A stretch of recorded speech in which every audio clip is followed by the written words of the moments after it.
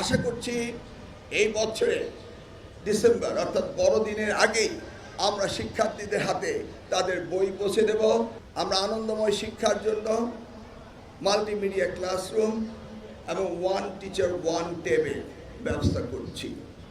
পরবর্তী বাজেট থেকে আমরা বাংলাদেশের প্রত্যেকটি স্কুলে এই ড্রেসের ব্যবস্থা করব।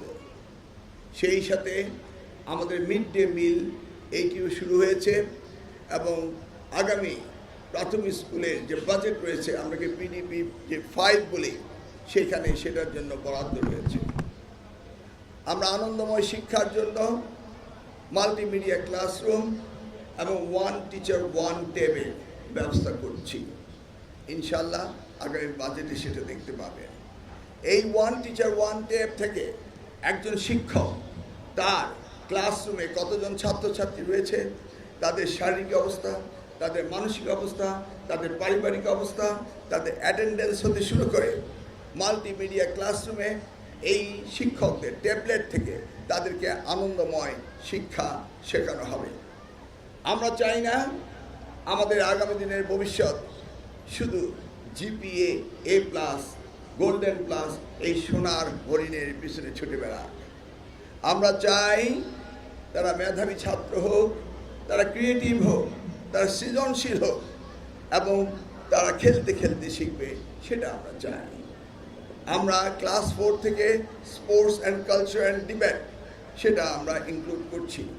ক্লাস 6-এ আমরা ডিবেট মানব সম্পদ উন্নয়নের যে ধারণাটি সেখানে আমরা সেটি দেব এবং ক্রমান্বয়ে আমরা কারিগরি শিক্ষাকে গুরুত্ব দেব। কারণ বাংলাদেশে এই অবাল মানব সম্পদকে, এই অবারিত মানব সম্পদকে আমরা কর্ম সক্ষম জাতি হিসেবে পরিণত করার জন্য আমরা কাজ করে যাচ্ছি।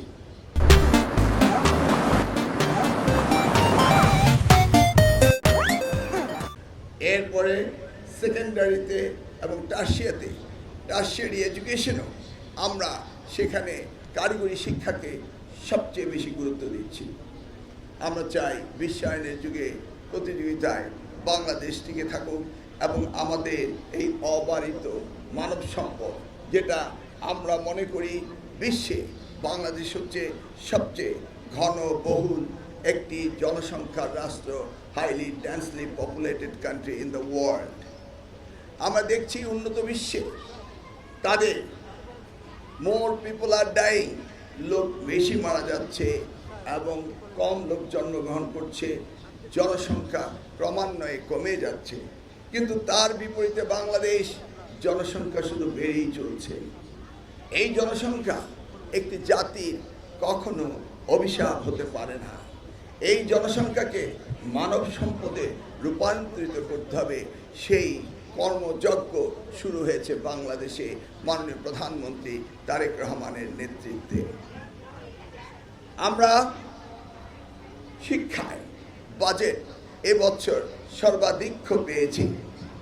মাননীয় প্রধানমন্ত্রী বলেছিলেন যে তিনি জিডিপির 5% পর্যন্ত বাজেট উন্নীত করা হবে।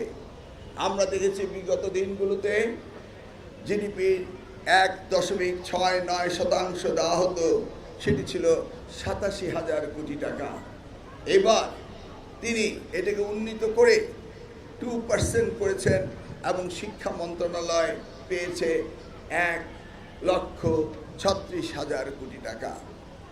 সেই জায়গায় প্রাথমিক ও গণশিক্ষা মন্ত্রণালয় পেয়েছে 47,000 crore টাকা, আর মাধ্যমিক উচ্চ মাধ্যমিক পেয়েছে 57,000 কোটি টাকা।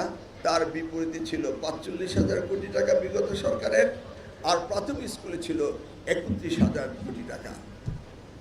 এই যে টাকা ব্যয় হবে শিক্ষা খাতে, সেই খাতে আমরা চাই একটি বৈপ্লবিক পরিবর্তন। ইতিমধ্যে আপনারা দেখেছেন মাধ্যমিক স্তরে এসএসসি পরীক্ষা সমাপ্ত হয়েছে সুন্দরভাবে, প্রশ্নপত্র আউট হয়নি, নকল হয়নি এবং 2 মাসের ভিতরে আগামী 20 জুলাইয়ের ভিতরে আমাদের রেজাল্টও আউট হয়ে যাবে। এর পরিবর্তিতে আমরা সেশন জব এবং এই যে গ্যাপ রয়েছে আমাদের এসএসসি, এইচএসসি এবং ইউনিভার্সিটি এডুকেশনে, এই গ্যাপগুলোকে আমরা সমন্বয় সাধন করছি। আশা করছি 2028-এর মধ্যে আমাদের ছেলেমেয়েরা পরীক্ষা দেওয়ার পর তাদের সাথে সাথেই কলেজ অ্যাডমিশন এবং কলেজ শেষ করে ইউনিভার্সিটি অ্যাডমিশন এটাকে আমরা সিনক্রোনাইজ করছি। আমরা কোনো অবস্থাতেই অবহেলাতে সময় কাটাবো না আমাদের শিক্ষার্থীদের জন্য। আপনারা জানেন বাংলাদেশে কারিগরি শিক্ষার উন্নয়নের জন্য এই পর্যন্ত 53টি পলিটেকনিক ইনস্টিটিউট হয়েছে এবং আমাদের পরিকল্পনা রয়েছে আগামী 1 বছর মধ্যে বাকি 23টিকে সমাপ্ত করা।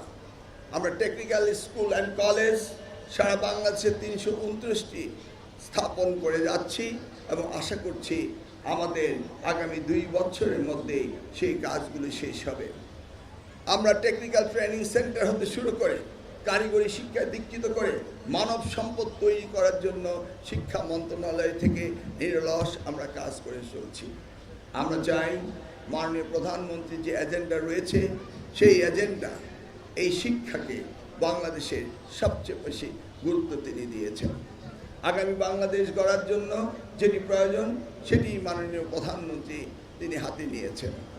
আসছে 28 তারিখে চীন মৈত্রী সেন্টারে সেখানে মাননীয় প্রধানমন্ত্রীর উপস্থিতিতে মাধ্যমিক স্কুলের যে প্রতিযোগিতা চলছে innovation showcase, science fair and startup, সেটি গতকালকে বিভাগীয় পর্যায়ে শেষ হয়েছে এবং ফাইনালটি হবে আগামী 28শে জুন। ইতিমধ্যে সারা বাংলাদেশে 65,500 স্কুলে প্রাথমিক স্কুলের ইউনিয়ন লেভেল থেকে ফুটবল প্রতিযোগিতা উপজেলা, জেলা, বিভাগীয় পর্যায়ে শেষ হয়েছে।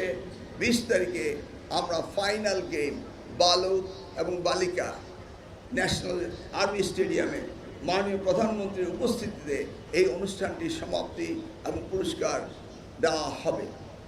আপনারা জেনে খুশি হবেন সারা বাংলাদেশ থেকে 22 লক্ষ খেলোয়াড় প্রাথমিক স্তরে এই খেলায় অংশগ্রহণ করেছে।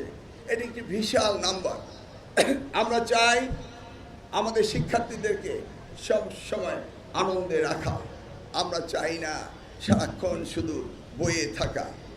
আমরা এই যে সিনক্রোনাইজ করছি এসএসসি, এইচএসসি এবং ইউনিভার্সিটি এডুকেশন, এখানে যেন ছেলে মেয়েরা বসে না থাকে এবং অযথা যেন কোচিং সেন্টারে যেতে না হয় এবং ক্রিয়েটিভ এডুকেশন, সৃজনশীল লেখাপড়া যেন তারা করতে পারে সেই দিকে আমরা লক্ষ্য রেখে আমরা সিলেবাস কারিকুলাম আমরা তৈরি করছি। আশা করছি এই বছরে ডিসেম্বর অর্থাৎ বড়দিনের আগেই আমরা শিক্ষার্থীদের হাতে তাদের বই পৌঁছে দেব এবং বইগুলি পরিমার্জিত বই এবং বইগুলো কারিকুলাম অনেকটা পরিবর্তন হয়েছে এবং ইনশাআল্লাহ 2028 সালে আমরা নতুনভাবে নতুন কারিকুলাম নিয়ে নতুন সিলেবাস নিয়ে আমরা আসতে পারব। ইতিমধ্যে মাধ্যমিক স্তরে বইগুলি পরিমার্জন হয়েছে, নতুন 4টি বিষয়ে আমরা বই নতুনভাবে দিচ্ছি এবং এই কর্মযোগ্যতা শিক্ষা মন্ত্রণালয় চালিয়ে যাচ্ছে। আজকে যারা প্রতিযোগী হয়েছে তাদের সম্পর্কে বলতে চাইব, তোমরা যারা বিজয়ী হবে তাদের জন্য যেমনি পুরস্কার রয়েছে, আর যারা বিজিত হবে তারা আগামী দিনে আবার অংশগ্রহণ করবে এবং তোমরা আগামী দিনে বাংলাদেশ বিশ্ব পরিমণ্ডলে খেলাধুলায় আমরা আমাদের ন্যায্য হিস্সা পাবো এই আশা ব্যক্ত করছি। আমি আশা করব তোমরা লেখাপড়ার পাশাপাশি সব সময় এই এক্সট্রা কারিকুলাম অ্যাক্টিভিটি, যেটাকে আমরা গান, নাচ, কালচার অ্যাক্টিভিটি, খেলাধুলা, ডিবেট, এগুলিকে আমরা সব সময় চালিয়ে যাব।